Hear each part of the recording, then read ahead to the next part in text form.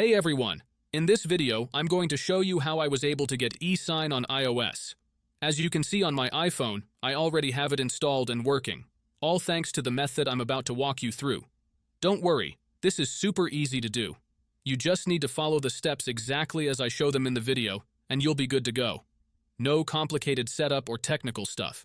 By the time you reach the end of this video, you'll be using eSign on your iPhone without any issues. So stick around and let's get started. Before you can use this method, there are some settings you need to change. These settings apply only for iOS devices.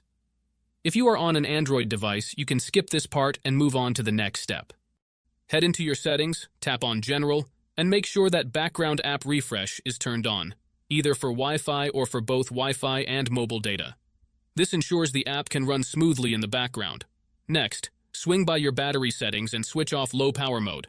This feature can slow down your device, which we definitely don't want happening. With these two settings tweaked, you're all ready to move on to the next step. What you need to do next is open up your internet browser, in my case it's Safari, and go to the website called pluginelite.com. Plugin Elite is a website where you can find many apps with awesome features. Once you are on the website, search for eSign and click on it. To get started, simply click the download button and give it a moment to install. Depending on your internet connection, it might take a little bit, but once it's finished, you'll automatically be redirected to a page that says, Installation completed. At that point, the app will pop up on your home screen, and you're good to go. Now, if it's your first time using the site, there are a couple of extra steps to complete. But don't worry, it's super simple. You'll be directed to a website with a video tutorial that walks you through everything step by step. All you need to do is install a couple of apps from the App Store or Play Store, depending on your device.